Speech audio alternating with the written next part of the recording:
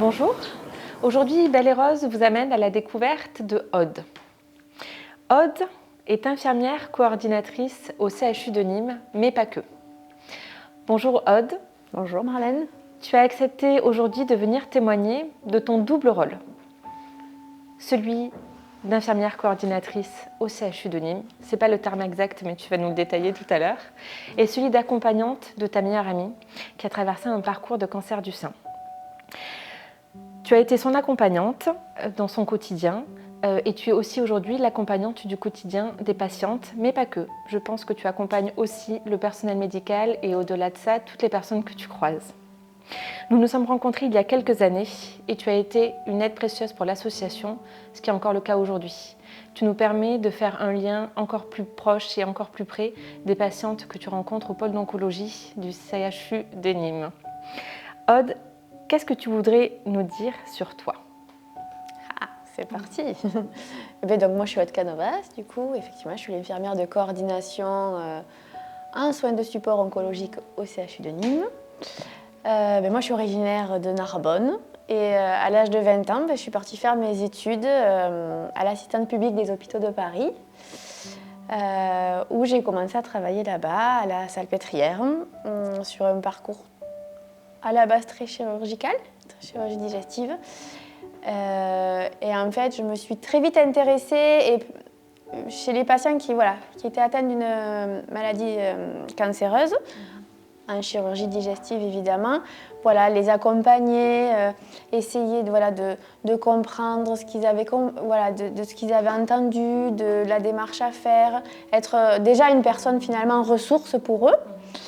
Et rapidement, en fait, j'ai intégré l'équipe de coordination en chirurgie digestive, du coup, où j'ai accompagné patientes et patients atteints de cancer digestif à la Salpêtrière. Voilà, où j'ai fait ça. Et c'est vrai qu'il y a eu tous ces plans cancer qui sont arrivés, qui se sont développés, l'infirmière d'annonce, de suivi, voilà. Et en 2017-2018, mon conjoint a été muté et en fait on est arrivé à Nîmes. Et du coup, c'était un peu l'inconnu, je ne connaissais pas. Je savais qu'il y avait un institut de cancérologie qui s'était monté. Et voilà, je suis arrivée, puis j'ai rejoint du coup le service d'oncologie médicale du professeur Ouédé. Et ça m'a permis finalement d'ouvrir finalement mes compétences parce que je n'avais que des compétences finalement en oncologie digestive. Et là, j'ai découvert tous les autres cancers et notamment toute la partie de la cénologie, de la gynécologie. La cénologie, les pathologies autour du sein. Voilà, tout ce qui est autour du cancer du sein. Et en 2021, en fait, j'ai pris le poste du coup d'infirmière de coordination. Alors, il consiste en quoi ce métier? Alors, il a un joli long mot, d'accord, infirmière de coordination en soins oncologiques de support. Du coup, je dirais qu'il y a vraiment deux missions principales au sein des patients déjà. Donc, il y a ce côté coordination, où en gros, je vais être une personne ressource finalement dans un moment du parcours, peu importe lequel. Oui. Que ça soit l'annonce, que ça soit pendant le parcours et même après. Quand tout est fini, finalement, c'est à chacun son rythme. Chaque patiente et chaque patient peuvent aller à leur rythme. Et en gros, je vais être là pour les accompagner et faire le lien entre la ville et l'hôpital. En cas de souci, en cas de questionnement, peut-être qu'ils n'ont pas osé tout dire au médecin. Peut-être qu'il y a des choses plus intimes qui ressortent. Et finalement, je vais être leur personne un peu référente avec qui ils pourront être en contact à chaque fois qu'ils viendront sur le CHU. Parce qu'effectivement, les équipes tournent, c'est jamais forcément le même soignant et c'est difficile à chaque fois de raconter son histoire. Donc ça, c'est vraiment le côté coordination. Et mon autre casquette, c'est ce qu'on appelle les soins de support. Voilà.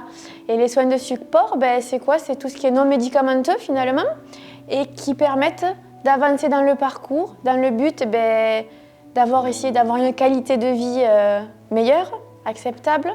Et de prendre aussi du plaisir par moment. Alors c'est très vague, hein. Alors on se base quand même sur des choses scientifiques et nationales. Voilà, on fait ça avec l'INCa, qui est l'Institut national du cancer, mais aussi l'AFSOS, qui est l'Association francophone de soins de support.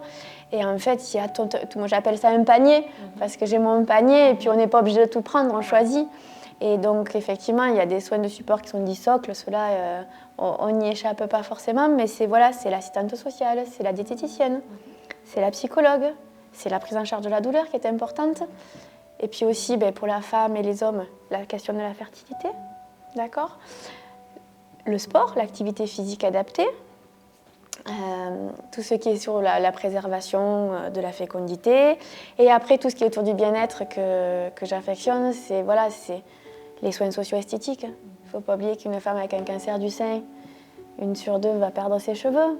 Donc, selon le parcours, donc, ça change le visage d'une femme. Voilà, et si on peut prendre soin d'elle, c'est important. La sophrologie, qu'on puisse avoir. On a une musicothérapeute également. On a la science à Nîmes quand même, c'est qu'on a un acupuncteur. Donc ça, je crois que c'est il y a un seul service en France dans un CHU qui peut proposer de l'acupuncture. On fait de la réflexologie, aussi grâce à vous, grâce aux associations qui nous ont pu financer cette réflexologue plantaire. Voilà. Et tout ça, c'est pris en charge, c'est gratuit. Alors ça reste au CHU, c'est assez sûr. Et c'est pour ça que je ne m'arrête pas à ce qu'on fait au CHU. Et je prends tout ce que proposent les associations. Je veux dire, Belle et Rose propose énormément de choses, des activités, c'est cadeau. Voilà, des petites douceurs que ces patientes et patients apprécient. Bon, voilà. Ça fait partie de mes grandes missions, voilà. Alors, j'imagine que tu accompagnes donc ces personnes en traitement sur les soins supports que tu peux proposer à l'hôpital, mais en faisant ça, tu leur ouvres aussi le champ des possibles sur les soins supports qu'ils peuvent trouver en dehors de l'hôpital et des démarches qu'ils peuvent eux-mêmes entreprendre pour se sentir bien, même en dehors des murs. Exactement. En fait, c'est vrai que je propose toujours évidemment l'hôpital, mais le patient, il n'a pas forcément toujours envie de revenir à l'hôpital. Il y a toujours cette casquette, ce toit, et au contraire d'aller ailleurs. Alors effectivement, évidemment Belle et Rose qui propose, mais aussi tout le monde contre le cancer qui se déplace partout en France. On a Rose et Olivier sur le CHU, et puis il ne faut pas oublier la Ligue qui fait énormément dans le Gard, parce qu'il ne faut pas oublier que le Gard c'est hyper grand.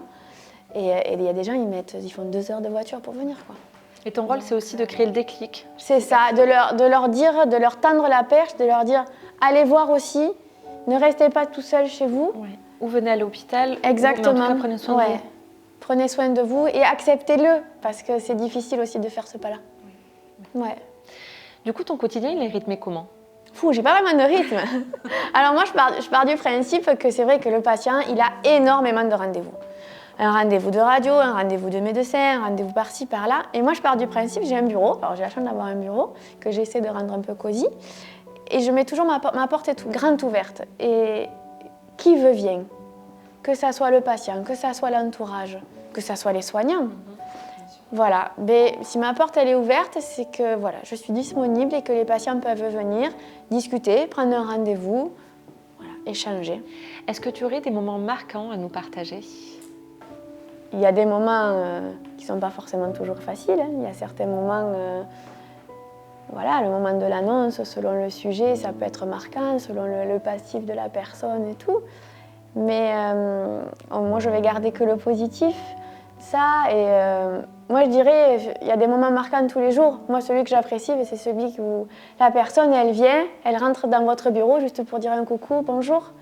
Je vais bien, j'ai repris le boulot, j'ai voyagé, j'ai fait ça, on a pu faire ça, j'ai profité. Pour moi, ça, j'ai fait 50% de mon job.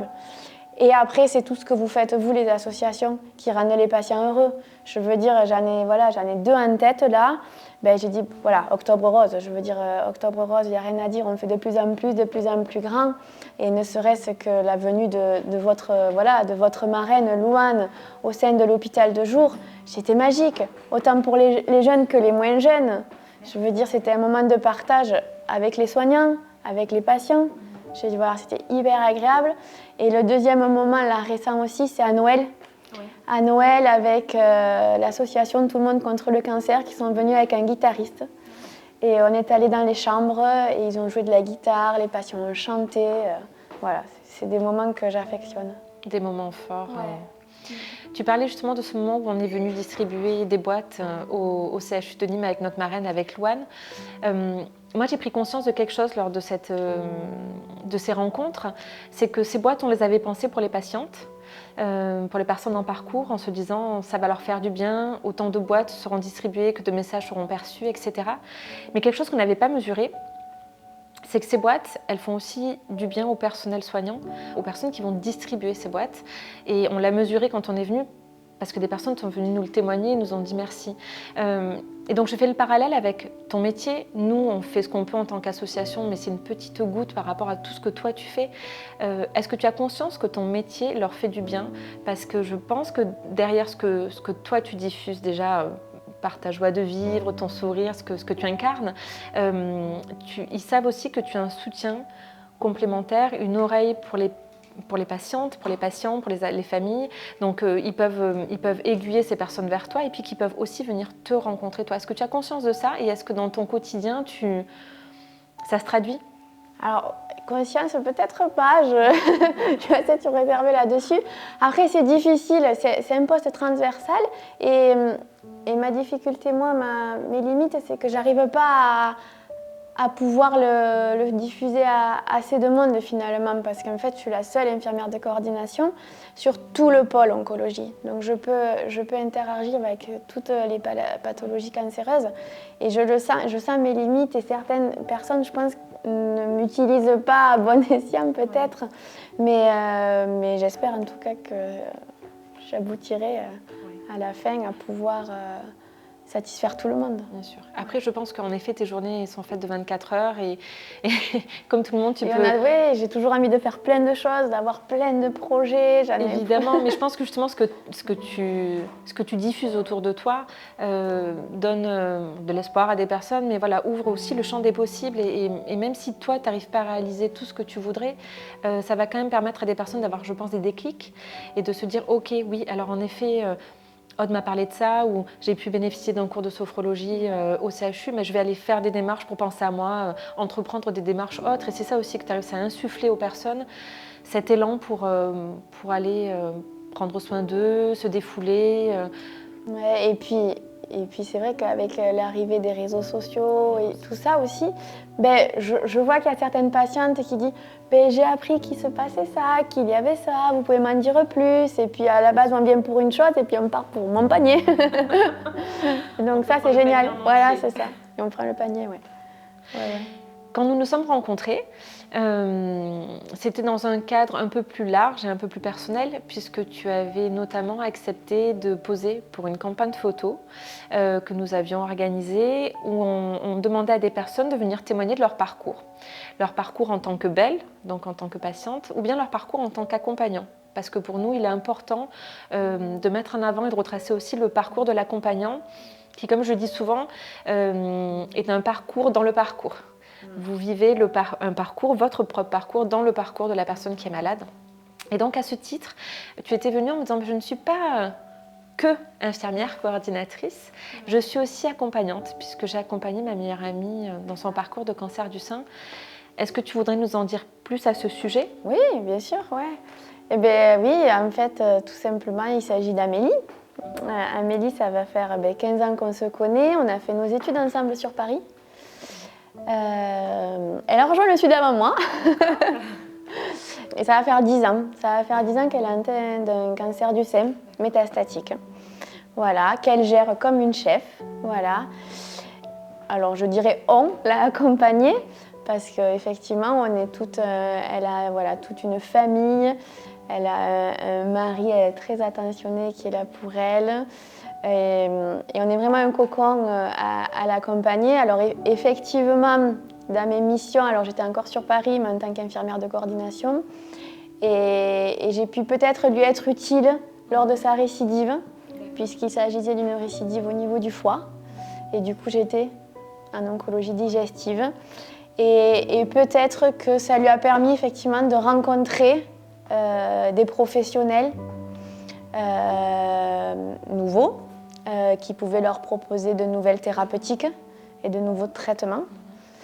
Et qui fait que sûrement ces traitements marchent et qu'elle poursuit son chemin. Et cette photo, donc, j'aurais aimé la partager avec elle, mais elle n'avait pas pu venir. Mais en l'occurrence, elle est dans son salon avec nous les amis, et toute sa famille. Et elle sait quel pot au elle apporte, qu'il n'y aura aucun jugement.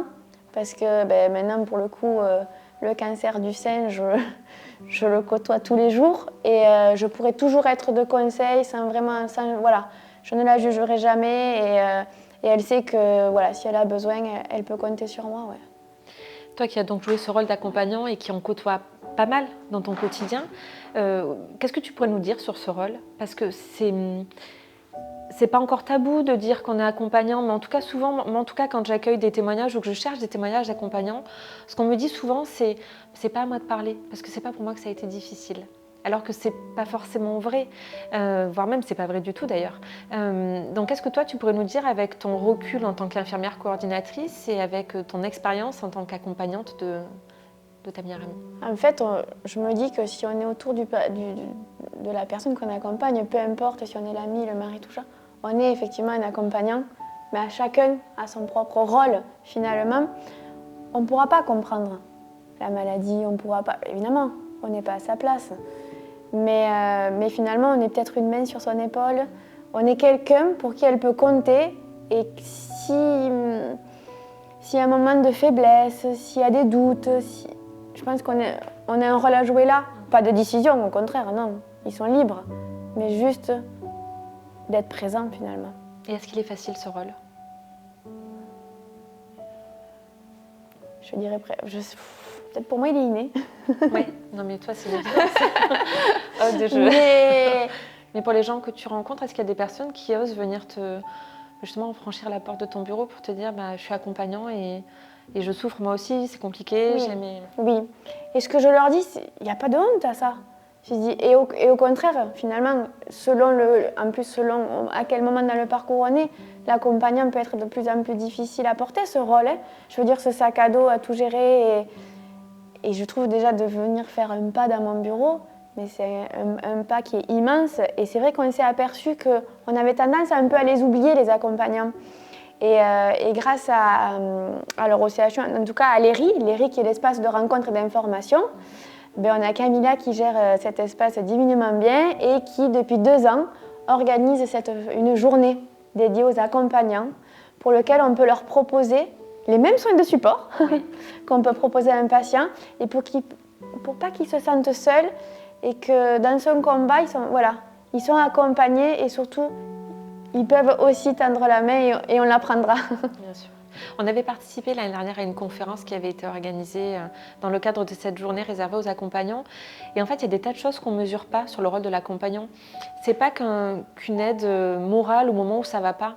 Il y a souvent des questions même d'organisation de la vie du quotidien. Ça chamboule tout en fait, aussi pour l'accompagnant.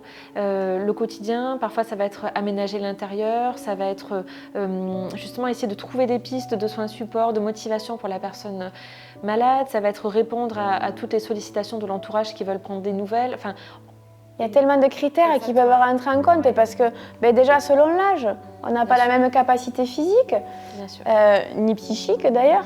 Et je veux dire, la personne elle travaille, grâce à nos assistantes sociales, elles ont des pistes, il y a des congés spéciaux, enfin il y a énormément de choses et c'est vrai que tant qu'on n'est pas dedans, on ne le sait pas. Oui, et puis tu parles des congés spéciaux, mais je pense qu'il y a plein de choses qui sont méconnues encore des personnes tant qu'on n'est pas touché. Et même quand on est touché par la maladie, j'imagine qu'il y a des personnes qui n'ont pas eu vent, n'ont pas eu connaissance de certaines solutions qui pouvaient s'offrir à eux. Et c'est pour ça que moi, quand je me présente à eux, ce que je leur dis, c'est que effectivement tout ce que je vous raconte là, il y en a beaucoup.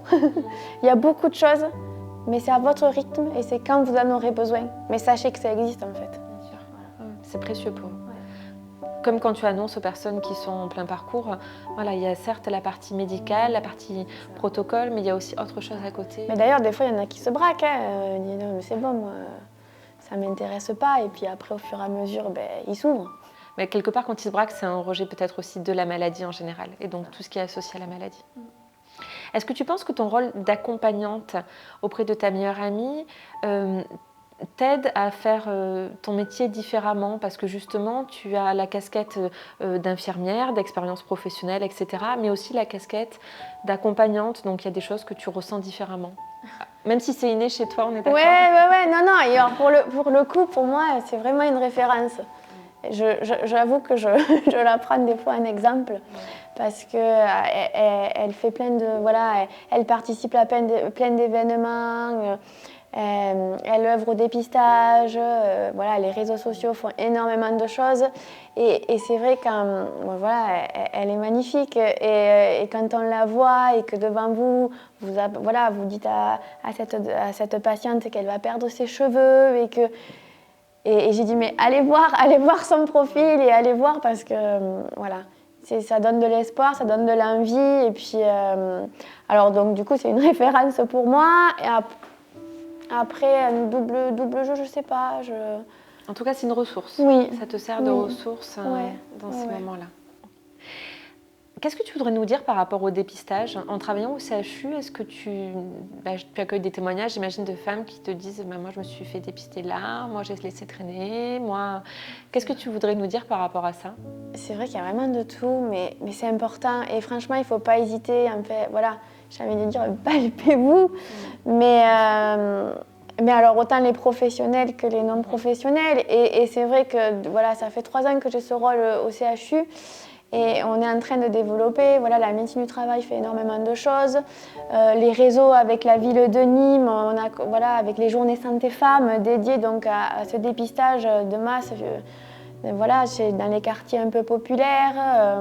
C'est dépistez-vous, palpez-vous, puis on ne reprochera pas de l'avoir fait, quoi. Bien sûr, bien sûr. Il y a des personnes qui te témoignent de certains freins qu'elles ont eu à se faire dépister? C'est jamais évident de vouloir. Alors il y a déjà tout ce qu'on peut penser de ce qu'est une mammographie ou une échographie. Certains vont vous dire que c'est douloureux. Après, peut-être que culturellement parlant, on n'a pas forcément envie de se déshabiller. C'est assez compliqué. Il y a beaucoup de critères à en prendre en compte. Mais bon, moi, ce que j'ai envie de dire, c'est plutôt c'est pris. Mieux c'est. Mieux c'est, oui, bien sûr. Et puis également, je pense que ce qu'on peut dire aux personnes qui vont nous écouter, c'est que donc toi, en tant qu'infirmière coordinatrice au CHU de Nîmes, il y a énormément de choses qui sont organisées. Vous êtes en lien, tu le disais tout à l'heure, avec l'ERI, la Ligue, des associations, etc. Mais il ne faut pas hésiter à se rapprocher de son pôle d'oncologie, de l'hôpital le plus proche de chez nous quand on est en traitement, ou bien si on n'a pas envie d'aller à l'hôpital, ou de ne pas hésiter à aller vers des soins supports dans le privé ou... s'il y a bien un moment où on doit penser à soi, c'est pendant cette période de traitement. Mais c'est vrai, et moi je leur dis, c'est que là, allez, vous remettez votre sac à dos, c'est reparti à l'école, un agenda, parce qu'au départ, pas mal de choses, et puis après, au fur et à mesure, on rajoute un peu de sophro, un peu de socio-esthéticienne à tel moment. Et là, j'ai encore une dame, pas plus tard qu'aujourd'hui, qui m'a envoyé un SMS en me disant « Aude, merci, j'ai eu la socio-esthéticienne qui est venue aujourd'hui dans ma chambre, c'était une surprise. Je peux reprendre un rendez-vous. C'était génial. Mais voilà, ouais, franchir le cap. J'ai fait ma journée, quoi. Bien sûr, bien sûr. Ensuite, je pense que l'intérêt de tous ces soins supports, il est évidemment personnel pour retrouver des clés, pour rester féminine, pour prendre soin de soi, pour arriver à se relaxer, etc. Mais aussi souvent, c'est un bon vecteur pour aller rencontrer d'autres personnes. Tout à fait. Parce qu'il y a des soins supports qui sont collectifs parfois. C'est ça, tout à fait. Et c'est vrai, grâce encore à l'ERI, donc à l'espace de rencontres et d'information, elle propose des rencontres thématiques et même des ateliers beauté tout au long de l'année. Et voilà. Et peu importe d'où on vient, quel type de cancer on a aussi, et bien on peut partager ce moment-là. Bien sûr. Et l'expérience, c'est important. Ça, c'est riche, c'est très, très important. Aude, merci de ton témoignage. Merci à toi. Au-delà du témoignage aujourd'hui, merci de tout ce que tu fais pour toutes ces personnes. Nous, on en a rencontré beaucoup qui t'ont croisé et toutes sont unanimes sur ce que tu as pu leur apporter. Et ça, je pense que tu ne mesures pas à quel point c'est précieux. Donc, merci à toi. Merci à l'ensemble des personnes, évidemment, qui font que ces soins supports sont possibles. Sont offerts aux patients, sont organisés pour eux, etc., leur sont proposés. Est-ce que tu aurais un mot de la fin à nous donner? Ou plusieurs mots d'ailleurs, tu peux... Tu peux plusieurs. Je sais que je ne vais pas pouvoir t'en demander qu'un, Aude. Non, j'ai envie de dire, ma porte elle est ouverte, vous venez quand vous voulez. peu importe qui vous êtes finalement. Je serai toujours là pour vous écouter, en tout cas essayer de vous aiguiller vers le mieux. Qu'à Nîmes, voilà, c'est chouette, c'est bien. Qu'on ait une super équipe, que ce soit voilà, les infirmiers, les aides-soignants, l'encadrement, les médecins, je veux dire, voilà, n'ayez pas peur de venir à Nîmes. Et puis dépistez-vous. Voilà. Il n'y a pas de frein au dépistage, il faut y aller. Merci Aude. Mais merci à toi. Merci. Merci.